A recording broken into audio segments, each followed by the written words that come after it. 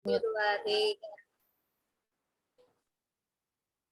Baiklah, teman-teman kelompok 4, kita akan memulai diskusi kita pada sore hari ini. Selamat sore semuanya, kami dari kelompok 4 akan berdiskusi tentang cerpen Istriku, Madam Sledge, dan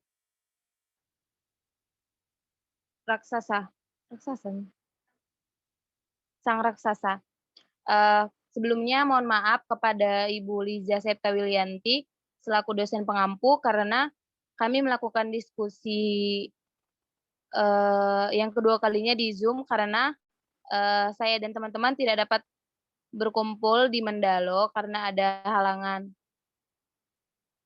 Macet aku ya.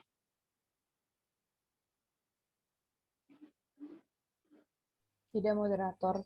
Sebelumnya biar izinkanlah saya untuk memperkenalkan saya dan teman-teman saya dari kelompok 4. Yang pertama adalah Deswita Ardi Lestari, kemudian ada Fajar Kumoro, kemudian ada Esther Laudi Manulang, kemudian ada Novriandi, terus kemudian ada saya sendiri yaitu Jessica Nadea, dan yang terakhir Saudari Embun. Izinkanlah kami dari kelompok 4 untuk menganalisis struktur cerpen yang dibagi menjadi 6 bagian.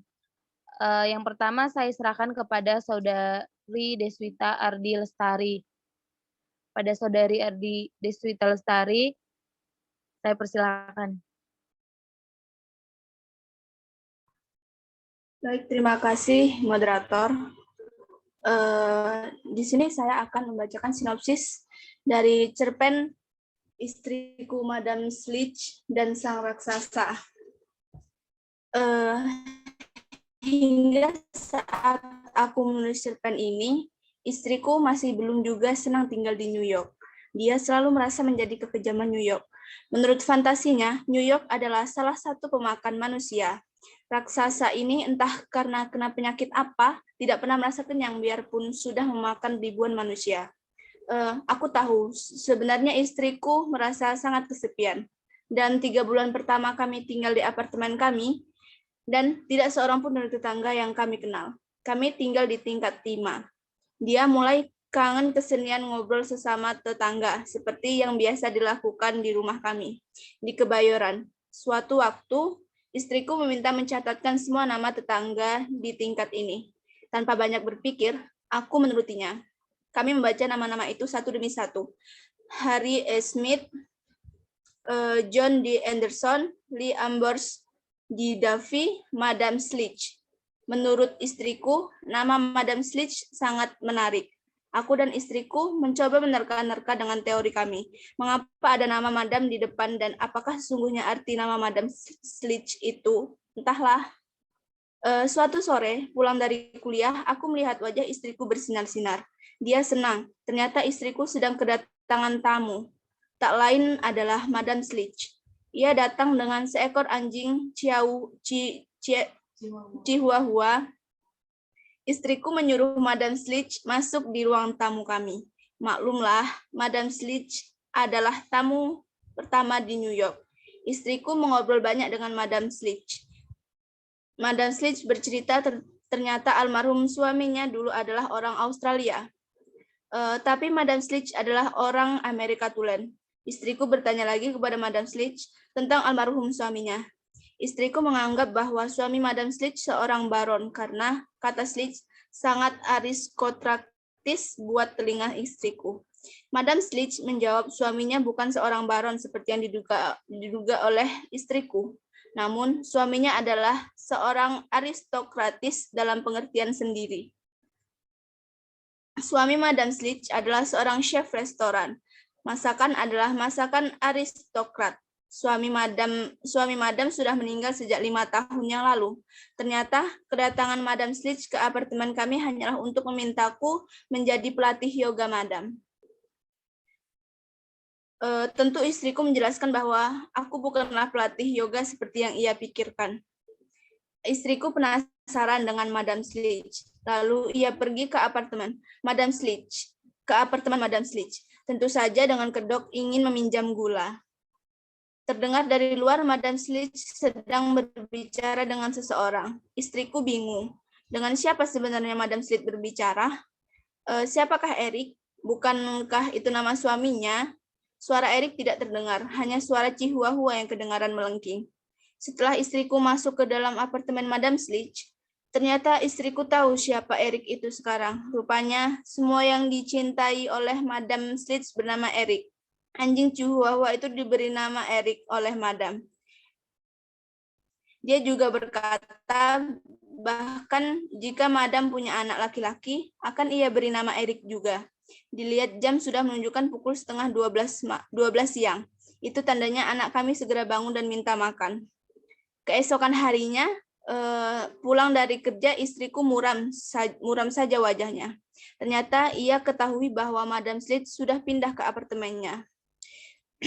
Bukan itu yang dipikirkan istriku, namun cara Madam Slitch begitu misterius. 3 hari yang lalu, Senor Ramirez mendapat telepon dari kantor James Feld dan CEO kantor yang mengurus gedung tempat apartemen kami tinggal. Telepon itu memberitahukan Ramirez bahwa Madam Slitch tidak akan kembali ke apartemennya.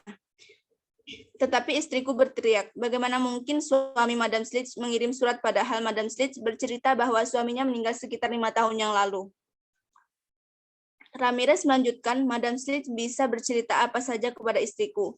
Dia bisa melakukan apa saja serta menulis namanya dengan Madam Slitch. Istriku tentu sangat kecewa mendengar penjelasan dari Ramirez. Kesimpulannya adalah kami, bahkan istriku tidak akan bisa tahu di mana Madam Slitch dan apakah Erik suaminya sudah meninggal.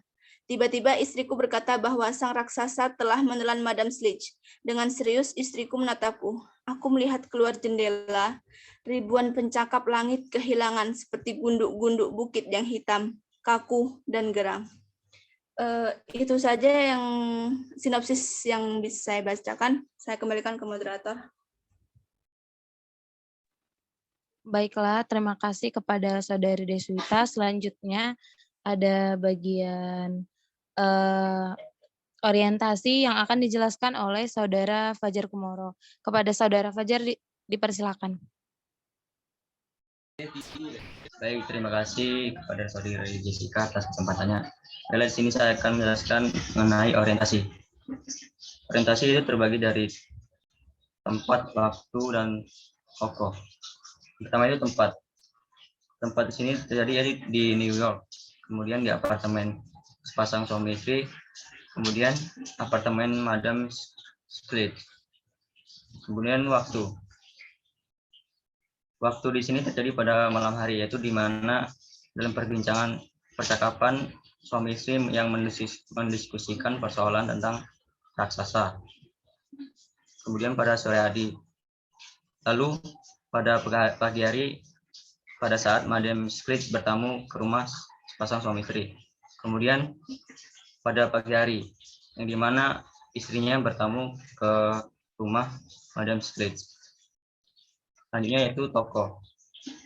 Tokoh di sini yaitu aku.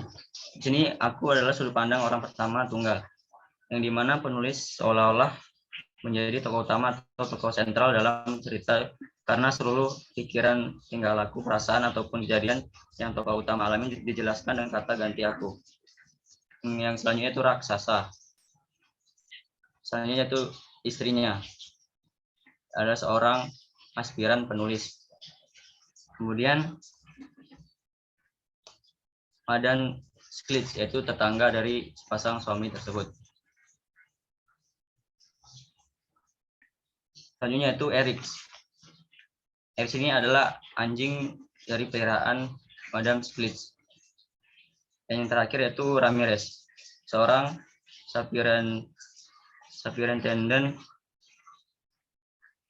yang berdebat dengan istrinya mengenai latar belakang Madam Slitch. Baik, sekian penjelasan dari saya. Terima kasih.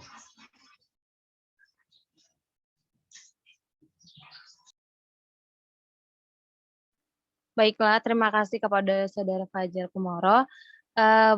Bagian berikutnya ada komplikasi yang akan dijelaskan oleh teman saya, Esther Laudi Manulang. Pada Saudari Esther, dipersilakan. Baik, terima kasih sebelumnya kepada moderator. Di sini saya akan menjelaskan tentang komplikasi atau puncak konflik. Sebelumnya saya akan menjelaskan definisi dari komplikasi atau puncak konflik, yaitu bagian di cerpen yang menceritakan puncak masalah yang dialami tokoh utama. Masalah itu tentu saja tidak dikehendaki oleh sang tokoh. Pada bagian ini pula yang paling menegangkan dan rasa penasaran pembaca tentang sang tokoh di dalam menyelesaikan masalahnya bisa terjawab. Dalam bagian ini juga, sang tokoh menghadapi dan menyelesaikan masalah itu yang kemudian timbul konsekuensi atau akibat-akibat tertentu yang meredakan masalah sebelumnya. Pada cerpen yang berjudul Istriku, Madam Sledge dan Sang Raksasa, bisa kita lihat pada halaman 34, komplikasi telah ada di situ, yaitu tepat di kalimat yang esok harinya sore-sore pulang dari kerja, aku dapati istriku muram saja wajahnya. Ada apa, Madam Sledge? Kenapa dengan dia? Dia sudah tidak tinggal di sini lagi. Sudah pindah? Iya. Kau sedih karena tidak dipamiti. Bukan itu, aku tidak enak memikirkan caranya pindah begitu misterius.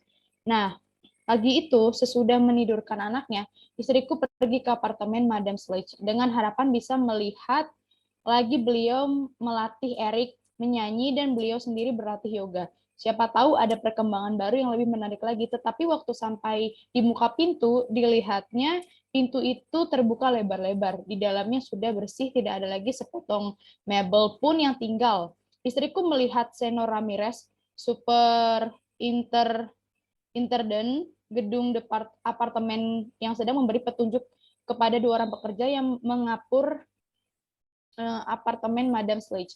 Senior Ramirez, seorang yang Puerto Rico yang berbicara dengan tangan dan mulutnya. Kelihatan sibuk dan riuh sekali, tetapi istriku mencoba juga bertanya kepada si Ramirez tadi mengenai kemana perginya si Madam Sledge pergi. Kemudian, oh, that's crazy lady. Tidak seorang pun tahu kemana dia pergi. Dia tidak bilang kepada Tuan kemana dia pindah, tidak ketemu pun tidak. Bagaimana Tuan tahu kalau dia pindah begini? Oh, lalu dijelaskan di situ si Ramses menjelaskan kepada istrinya si Umar Khayyam tentang kepergian sang Madam Sledge. Kemudian di sini konflik yang terjadi kedua adalah dalam cerpen tersebut diberitahu Madam Sledge pergi karena ada surat dari Eric yang mana suaminya, padahal kita tahu sendiri di cerpen tersebut telah diceritakan bahwa Eric sebelumnya telah meninggal 5 tahun lalu. Bagaimana bisa sih seorang yang telah meninggal lalu mengirimkan surat? Nah, pada cerita tersebut konflik kedua pun dimunculkan. Jadi konflik yang terdapat dalam cerpen Istriku, Madam Sledge dan Sang Raksasa, yang pertama itu kepergiannya Madam Sledge yang begitu misterius, dan yang kedua itu surat yang didapati oleh Madam Sledge yang dari Eric. Padahal kita tahu sendiri dalam cerpen tersebut Eric telah meninggal. Sekian penjelasan dari saya tentang komplikasi, saya kembalikan kepada moderator. Baiklah, terima kasih Saudari Esther. Kemudian yang bagian selanjutnya ada evaluasi yang akan dijelaskan oleh teman saya, Saudara Nafriandi. Dipersilakan. Baiklah, terima kasih moderator. Perkenalkan, saya Muhammad Nofriandi yang akan menjelaskan tentang evaluasi. Evaluasi yaitu berisi tentang perjalanan dari konflik menuju ke klimaks. Konflik yang muncul di awal yaitu tentang keresahan sang istri yang menggambarkan New York sebagai sang raksasa. Sang istri bercerita bahwa New York adalah satu raksasa pemakan manusia. Raksasa ini entah kena penyakit apa tidak pernah merasa kenyang biar dia sudah makan berapa ribu manusia. Oleh karena itu mulutnya terus saja menganga, tidak sempat menutup sehingga manusia putih, hitam, kuning, coklat, besar atau kecil ditelannya tanpa pilih-pilih lagi. Kemudian pada konflik Madam Sledge, yaitu dijelaskan pada halaman ke-36, 3 hari yang lalu, Senor Ramirez mendapat telepon dari kantor James, kantor yang mengurus gedung apartemen tempat kami tinggal. Telepon itu memberitahu Ramirez bahwa Madam Sledge tidak akan lagi ke apartemennya. Sudah tentu Ramirez mengakui super Menden minta keterangan lebih lanjut mengenai keputusan Madam Slits yang tiba-tiba itu. Majikannya di James Pels kemudian menjelaskan bahwa suaminya, Eric Slits, datang dengan membawa sepucuk surat dari Madam Slits yang istrinya mengatakan bahwa karena hal-hal yang mendesak sekali, memaksa nyonya itu harus tiba-tiba pindah dari apartemennya. Dalam surat itu dijelaskan bahwa karena kepindahannya yang tiba-tiba itu, dia bersedih kehilangan uang panjarnya yang seperti biasa. Dalam perjanjian sewa-sewa menyewa apartemen di apartemen itu, surat itu ditutup dengan memberitahu kapan barang-barangnya akan diambil. Tetapi Tuan Ramirez, istriku berteriak, Eric Slits sudah meninggal 5 tahun yang lalu. Bagaimana Nyonya tahu? Madam Slits sendiri yang bercerita kepadaku. Tuan kan tahu juga dia tinggal sendirian di sini. Ya, aku tahu pasti dia tinggal sendirian di sini. Tetapi apa itu berarti Eric Slits sudah meninggal 5 tahun lamanya? Tetapi Madam Slits yang bercerita sendiri kepadaku. Itu tadi evaluasi dari cerpen. Kembali ke moderator.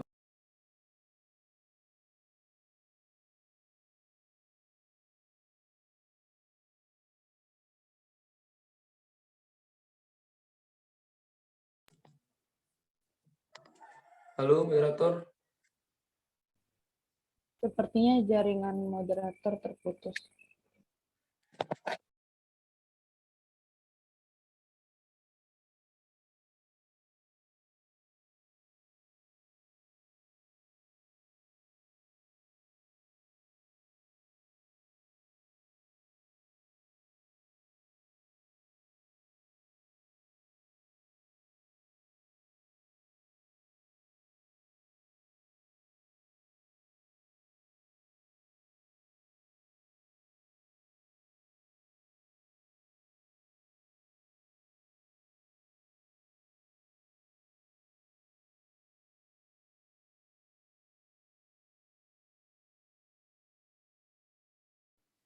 Halo, udah Iya, kedengaran? terdengar. Udah lanjut Jess. Maaf, ada kendala teknis, jaringan saya terkeluar sendiri. Baiklah, terima kasih kepada penjelasan Saudara Nofriandi. Kemudian ada resolusi yang akan dijelaskan oleh saya sendiri. Nah, pada cerpen Istriku, Madam Slits dan Sang Raksasa, saya dapat melihat resolusi pada cerita tersebut adalah ketika sebenarnya Madam Slits ini hanya berpikiran bahwa suaminya sudah meninggal dunia, ternyata tidak sama sekali. Kemudian ketika dia menerima surat daripada suaminya, yaitu Eric Slits, dia menghilang dari apartemen tersebut sehingga, timbullah kesimpulan dari si istri penulis bahwa, New York itu adalah sang raksasa yang menelan banyak orang seperti itu. Ketika Madam Slits hilang dari apartemen tidak kembali lagi, di situlah nampak bahwa New York adalah sang raksasa yang menelan, banyak manusia, termasuk Madam Slits yang tidak kembali lagi. Jadi, Madam Slits tidak kembali sejak saat itu, entah saya pun tidak begitu tahu bagaimana Madam Slits itu sebenarnya, dia berpikiran sendiri atau seperti apa. Namun resolusi yang saya dapat adalah ketika Madam Slits hilang dari apartemen, disimpulkan bahwa New York adalah sang raksasa yang menelan banyak jiwa, seperti itu. Demikianlah penjelasan resolusi dari saya. Kemudian yang terakhir ada koda yang akan dijelaskan oleh Saudari Embun Grace Mariam.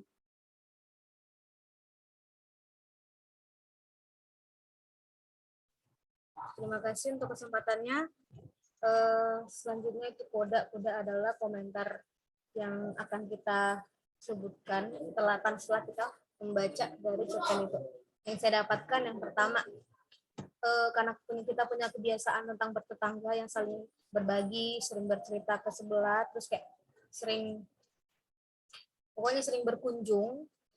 Terus tapi si istriku itu dia tidak punya keberanian, jadi ada baiknya kita menciptakan suatu keberanian untuk memulai suatu kebiasaan kita itu.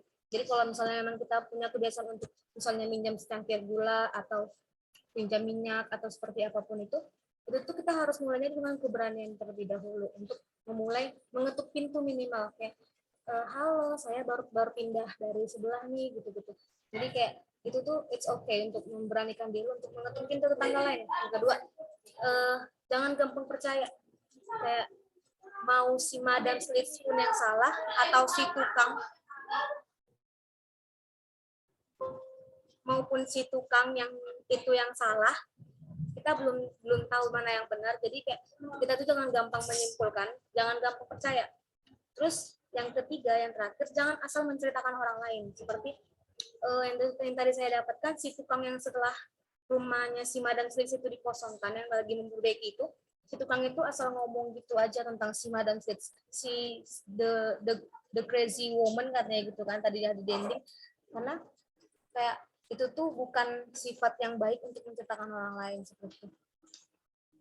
Menurut saya itu saja. Terima kasih. Saya lanjutkan kepada moderator.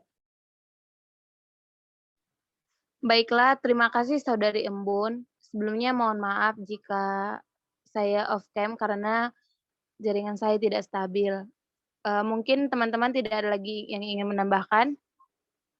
Jadi saya tutup diskusinya pada hari ini. Terima kasih atas partisipasi teman-teman untuk diskusinya. Dan saya kepada semuanya, saya dan teman-teman kelompok 4 izin pamit. Mohon maaf jika ada kesalahan yang tidak berkenan di hati teman-teman. Sekian dan terima kasih. Selamat sore. Sore.